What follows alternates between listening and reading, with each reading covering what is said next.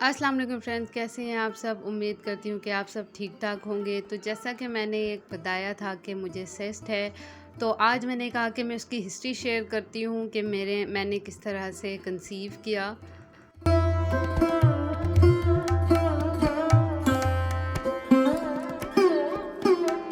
तो जब मेरी शादी हुई तो उसके बाद मैं कंसीव नहीं कर पा रही थी। फिर मैं कराची किसी काम से गई अपने घर, तो मैंने अपने हस्बैंड से कहा कि मैं यहाँ पे चेकअप करवा ली, क्योंकि वहाँ पे हमारी एक फैमिली डॉक्टर थी।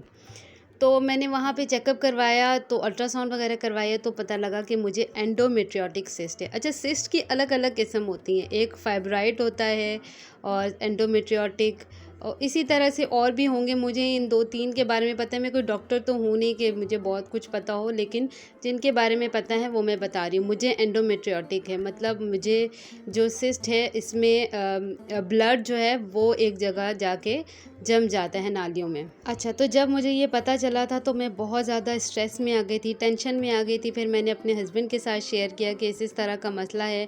तो उन्होंने कहा अच्छा ठीक है, परेशान नहीं हो, तुम वहाँ से ट्रीटमेंट लेकर आ जाओ, लिखवा कर आ जाओ, तो यहाँ पे मैं मेडिसिन वगैरह ले लूँगा। तो उन डॉक्टर ने मुझे ये बोला कि ये दवाई जो सिस्ट आपको है वो दोनों नालियों में है, मतलब दोनों ही जगह पे है, तो आपके लिए थोड़ी सी मुश्किल होगी। तो 3 महीने की उन्होंने मुझे कहा कि ये मैं आपको दवाई दे रही हूँ, अगर इन 3 महीनों में आपने कंसीव कर लिया तो ठीक है, वरना फिर आपको जो है वो दूसरे प्रोसेस की तरफ जाना पड़ेगा, मतलब या लेप्रोस्कोपी करवा के इसको रिमूव करवाना पड़ेगा सिस्ट को, या फिर आपने मतलब जो टेस्ट ट्यूब बेबी होता है उस तरफ जाना होगा। ये सब कुछ सुन के मैं और ज़्यादा परेशान हो गई थी। तो कहते हैं ना कि जब अल्लाह चाहे तो कुछ भी हो सकता है, तो अल्लाह ताला ने चाहा था और अल्लाह ताला की तरफ से ही सब कुछ था। तो मैं इसके बारे में भी आपको बताती हूँ। जो मेरिकल होते हैं ना ज़िंदगी में, वो हर इंसान, मतलब अगर अल्लाह के ऊपर यकीन रखे ना, तो मेरिकल मतलब मुआज़ा हो जाता है अल्लाह की तरफ से। और अल्हम्दुलिल्लाह अल्हम्दुलिल्लाह, मतलब अल्लाह की तरफ से ही ये सब कुछ था। क्योंकि मुझे जो डॉक्टर ने मेडिसिन दी थी वो 3 महीने की दी थी। हुआ कुछ यूँ कि मैंने 1 महीने की मेडिसिन, अब जब मैं लाहौर आ गई, मैंने अपने हस्बैंड से 1 महीने की मेडिसिन मंगवाई। तो मेरे हस्बैंड ने वो मेडिसिन तो मुझे ला के दे दी 1 महीने की। मैं खा रही थी, मेरी सास को नहीं पता था, मैं खा रही थी, लेकिन मुझे बहुत ज़्यादा वीकनेस उसके बाद हो रही थी। मतलब मैं क्या करती थी, मैं काम करती थी अपने घर के सारे, बताया नहीं था, तो ज़ाहिर है ज़्यादा इशू था, टेंशन में थी, स्ट्रेस में थी। तो मैं दवाइयाँ वगैरह खाकर मैं अपने मतलब काम करके और थक जाती थी इतना कि मैं बस कमरे में जाके लेट जाती थी। हाँ, लेकिन मैंने सिर्फ़ नमाज़ नहीं छोड़ी, नमाज़ मैंने पढ़ी, मैंने तहज्जुद पढ़ा, मैं रातों को भी जागती थी, तब भी मैं तहज्जुद पढ़ के, नमाज़ पढ़ के, फिर मैं तकरीबन 4 से 5 घंटे सोती थी। नींद मेरी इतनी ज़्यादा डिस्टर्ब हो गई थी, क्योंकि सुबह उठ के मैंने खाना भी पकाना होता था, कभी कपड़े धोने होते थे, कभी सफाई के लिए सिर्फ़ काम वाली रखी थी, लेकिन और सारे काम, जितनी ज़िम्मेदारियाँ तो मुझे करनी थी, शौहर को ऑफ़िस भेजना होता था। और नेट मेरे पास था नहीं, मेरे पास सिर्फ व्हाट्सएप था कि मैं अपनी बहनों से, अपनी अम्मी वगैरह से बात कर सकूं। वो 1 महीना मेरा बहुत ज़्यादा मुश्किल से गुजरा, क्योंकि मैं दवाई खा के बहुत ज़्यादा वीकनेस महसूस करती थी। तो उसके नेक्स्ट मंथ मैंने अपने हस्बैंड से कहा कि मैं अब नहीं खा रही, क्योंकि मेरे हस्बैंड भी नाराज़ हो रहे थे कि अम्मी बोलती हैं कि तुम उनके साथ बैठती नहीं हो, टीवी नहीं देखती, क्योंकि मेरे घर में टीवी नहीं था उस वक्त मेरे कमरे में नहीं था। तो वो बोलती थी कि टीवी नहीं देखती, कुछ बैठती नहीं है मेरे साथ। तो मैं क्या करती, मैंने फिर उसके बाद दूसरे महीने अपने हस्बैंड को बोला कि अब मैं दवाई नहीं खा रही, देखा जाएगा, अगर होता है तो हो, नहीं होता तो ना हो, बस ठीक है, अब देखा जाएगा जो होगा। और वो दवाइयाँ थी भी बहुत महंगी, बहुत एक्सपेंसिव वो दवाइयाँ थी। समझे, जो 3 महीने का मेरा इलाज था वो मैंने सिर्फ 1 महीने दवाई खाई, उसके बाद मैंने छोड़ दी। लेकिन मैंने नमाज नहीं छोड़ी, मैंने तहज्जुद नहीं छोड़ा, मैंने कुरान शरीफ पढ़ना नहीं छोड़ा, वो मैं पढ़ती रहती थी। और उसके अलावा मैं ये करती थी कि मैं यासीन शरीफ, सूरह रहमान और जो भी सूरतें मैं पढ़ती थी, दिन में मैंने एक पानी की बोतल बना ली थी, उसके अंदर मैं रखती थी और वही पानी मैं पीती थी। सारा दिन में मैं उसी पानी के अंदर मिक्स करके दूसरा पानी पीती थी, और जब हस्बैंड मेरे आते थे तब उनको भी वही पानी मैं पिलाती थी। मतलब हर मुसलमान को ये पता है कि सूरह रहमान में हर बीमारी का इलाज है। मतलब सूरह रहमान पढ़ना आप शुरू कर दें तो आपकी जो बीमारी होगी वो आहिस्ता आहिस्ता खुद ही ख़त्म होती जाएगी। मैंने सूरह रहमान लाजमी पढ़नी होती थी और यासीन शरीफ डेली।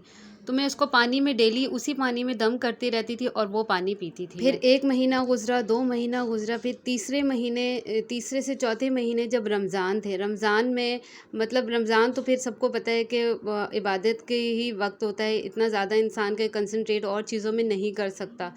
तो रमज़ान के बाद जब ईद आई तो मुझे उस वक्त डेट नहीं आई। अब जब मुझे डेट नहीं आई तो मुझे डॉक्टर ने ये बोला था, मैंने अपने फैमिली से शेयर किया तो उन्होंने कहा ठीक है तुम डॉक्टर के पास गई। मेरी बहन और मेरी अम्मी कराची में डॉक्टर के पास गई। फिर उन्होंने बोला कि इसका फ़ौरन से बोलो कि ये ब्लड टेस्ट करवाए, ये और कोई टेस्ट नहीं करे, ये ब्लड टेस्ट करवाए ताकि सही से पता चले कि इसको ये प्रेग्नेंट है या नहीं है। तो मैंने नेक्स्ट डे ही ब्लड टेस्ट अपना करवाया और चुगताई लैब से करवाया था। तो बहुत सारे लोग जानते होंगे चुगताई लैब जो है वो ऑनलाइन भी आपको भेज देती है। उसके अगले दिन ही सुबह उन्होंने ऑनलाइन मेरे हस्बैंड को एक रिपोर्ट भेजी जिसमें वो पॉजिटिव आया था। वो रिपोर्ट मैंने फ़ौरन से अपनी सिस्टर को भेजी। दोपहर के वक्त मेरी सिस्टर और मेरी वालदा चली गई कराची उन डॉक्टर के पास। फ़ौरन जाके उनको ये रिपोर्ट उन्होंने दिखाई। फिर उन डॉक्टर ने मुझे कुछ मेडिसिन्स वगैरह दी और 15 दिन के लिए, और 15 दिन ये खानी है, 15 दिन ये खानी है। मुझे कुछ इंजेक्शन्स वगैरह लगे और उन्होंने मुझे यहाँ गंगाराम और सर्विस हॉस्पिटल के डॉक्टर का बताया कि इस डॉक्टर के पास आप वहाँ जाओ और वहाँ चेकअप करवाओ। तो ये शुमाइला हनीफ़ यहाँ पे डॉक्टर थी, इसका उन्होंने मुझे बताया। ये बड़ी अच्छी डॉक्टर हैं, ये इधर भी बैठती हैं, फ़ातिमा मेमोरियल पे भी बैठती हैं, बहुत अच्छी डॉक्टर है। अच्छा खैर, मैंने ये जो उन्होंने मुझे 2 से 3 महीने का ये मुझे उन्होंने इंजेक्शन वगैरह का दिया था और रेस्ट करने के लिए बोला था, वो मैं करती रही। अच्छा, इस जर्नी में मुझे तकलीफ़ बड़ी रही, लेकिन अल्हम्दुलिल्लाह मतलब मुझे खून की बहुत ज़्यादा कमी हो गई थी और वीकनेस बहुत ज़्यादा फ़ील होने लग गई थी क्योंकि मुझे तो सिस्ट था ही ना। तो उसके बाद फिर मैंने ये किया कि मैं अपने 7वें महीने में चली गई कराची अपनी अम्मी के घर। फिर वहाँ जाके मैंने कंप्लीट रेस्ट किया, मतलब कंप्लीट रेस्ट, कोई काम नहीं, कुछ भी नहीं, बस मैं आराम से बैठी रहती थी, खाना पीना ये सब कुछ, और अच्छी ग़िज़ा ली। उस वक्त मेरे को खून की इतनी कमी हो गई थी कि मुझे 2 ब्लड की बॉटल चढ़ी थी और 8 मुझे आयरन की ड्रिप चढ़ी थी, मतलब इतना ज़्यादा मुझे खून की कमी हो गई थी। तो कहने का मतलब ये है कि जो सूरह रहमान होती है ना, वो हर मसले का हल होती है। आप बस अल्लाह पे तवक्कल करके इस चीज़ को पढ़ें। अगर कोई भी मेरी बहन के साथ ये इशू है तो या तो अगर अल्लाह ने आपके लिए यहाँ पे नहीं लिखा तो अल्लाह ताला ऊपर आपको उसका अच्छा सिला लाज़मी अल्लाह ताला देगा, क्योंकि ये अल्लाह ने हमसे वादा किया है कि अगर दुनिया में मैंने तुम्हें किसी चीज़ से महरूम रखा तो आखिरत में आपको उसका अच्छा सिला मिलेगा।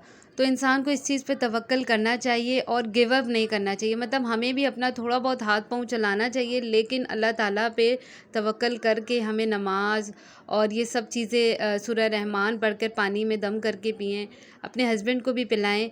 तो ये सब चीज़ें जो है ना, ये मेडिकल कर देती हैं। अब अल्हम्दुलिल्लाह मेरे 2 बच्चे हैं। ये मेरी बेटी के टाइम पे मैं बहुत ज़्यादा कॉम्प्लिकेशंस मुझे हुई थी, जिस तरह के मैंने आपको पहले भी बताया कि मैं 7वें महीने अपनी अम्मी के घर चली गई थी। वहाँ जाके मैंने कंप्लीट रेस्ट किया, ब्लड चढ़ा, मुझे आयरन की ड्रिप चढ़ी, और उसके बाद जब मेरे डेट आई तो उस वक्त भी मुझे बड़ी मुश्किल हो रही थी। मतलब मैं ऑपरेशन के बगैर बच्ची हो ही नहीं सकती थी। फिर डॉक्टर ने मुझे पहले तो वेट करवाया, उन्होंने चेक किया, लेकिन फिर उन्होंने बोला कि आपको सिस्ट भी है, तो 2 दिन आपने वेट कर लिया, अब आप ऐसा करें कि आप ऑपरेशन की तरफ चले जाएँ। हस्बैंड की तरफ से मेरा प्रेशर था कि नहीं, ऑपरेशन नहीं करना, लेकिन डॉक्टर ने मुझे जब ये बोला ना तो मैंने कहा कि ठीक है आप ऑपरेशन कर दें। तो उस वक्त मेरे ऑपरेशन के दौरान ही उन्होंने मेरा सिस्ट रिमूव किया, जो मेरे ब्लड के क्लॉट्स अंदर बने हुए थे वो उन्होंने रिमूव किया।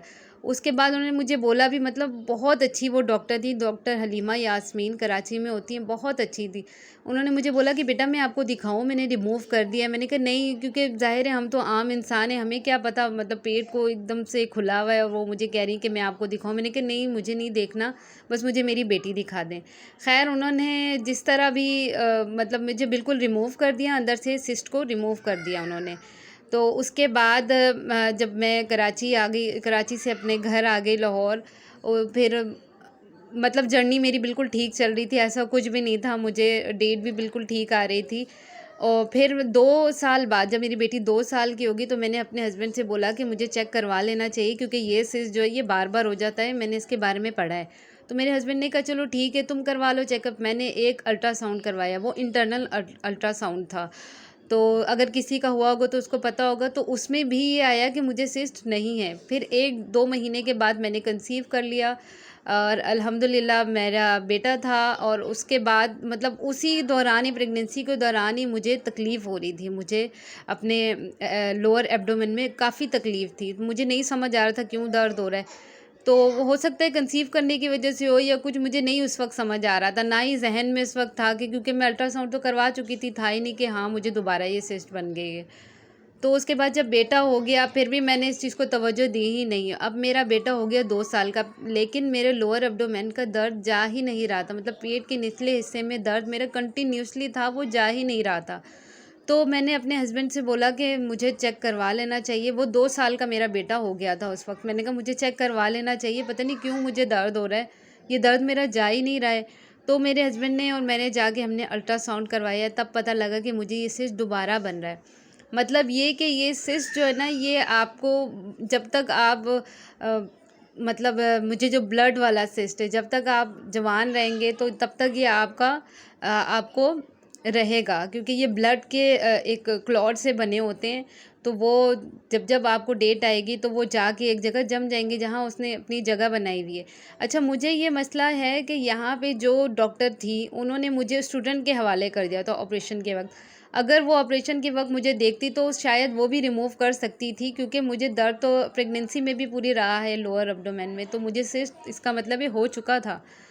तो लेकिन ख़ैर उन्होंने नहीं देखा। अब अल्लाह जानता है उनकी क्या वो थी, उन्होंने स्टूडेंट के हवाले मुझे किया हुआ था।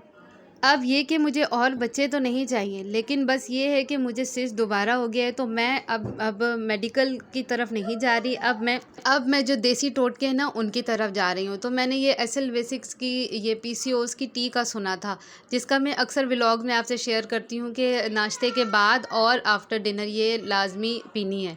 तो उसको पीने से भी मेरे जो लोअर एब्डोमेन का जो दर्द था ना वो कम हुआ। दूसरा, मेरे को इम्यून सिस्टम भी मेरा स्ट्रॉन्ग हो रहा है। मतलब मुझे वीकनेस सी फील हो रही थी और बुझी बुझी सी टेंशन में, और मूड मेरा कभी अच्छा कभी बुरा इस तरह से हो रहा है। लेकिन जब से ये टी मैं पी रही हूँ ना, यकीन करें कि उस वक्त से मुझे काफ़ी ज़्यादा रिलैक्सिंग फ़ील हो रही है।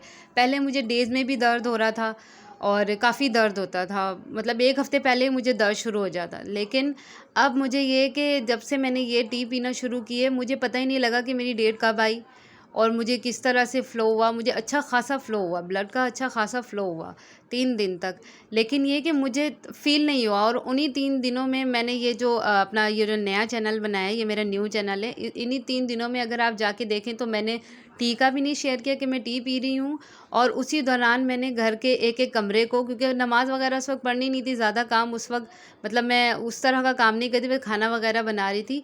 तो उस दौरान मैंने अपने कमरे की डीप क्लीनिंग की, अपनी किचन की डीप क्लीनिंग की, जबकि मेरी वो डेज़ के दिन थे और उन दिनों में बंदे से हिला भी नहीं जाता। लेकिन ये पीसीओएस की टी जो है ये काफ़ी मुझे सही लग रही है। अच्छा, मैं दोबारा यही बोलूँगी कि मैं कोई डॉक्टर नहीं हूँ, मैं सिर्फ़ अपना एक्सपीरियंस आप लोगों के साथ शेयर कर रही हूँ।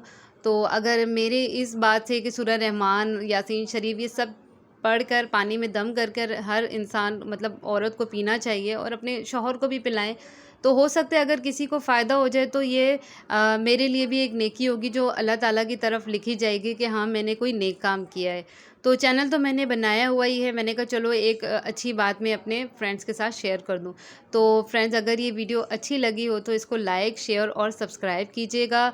और ये जो वीडियो आप देख रहे हैं, ये वीडियो मेरे दूसरे चैनल की थी, तो वो मेरे पास सेव थी, तो मैंने कहा चलो अपने साथ साथ यही वीडियो भी लगा देती हूँ। तो अगर वीडियो अच्छी लगी हो तो इसको लाइक कर दीजिएगा। मैं मिलती हूँ आपसे नेक्स्ट व्लॉग में, और आपने कोई भी बात पूछनी हो तो मुझे कमेंट कर सकते हैं। ओके, अल्लाह हाफ़िज़।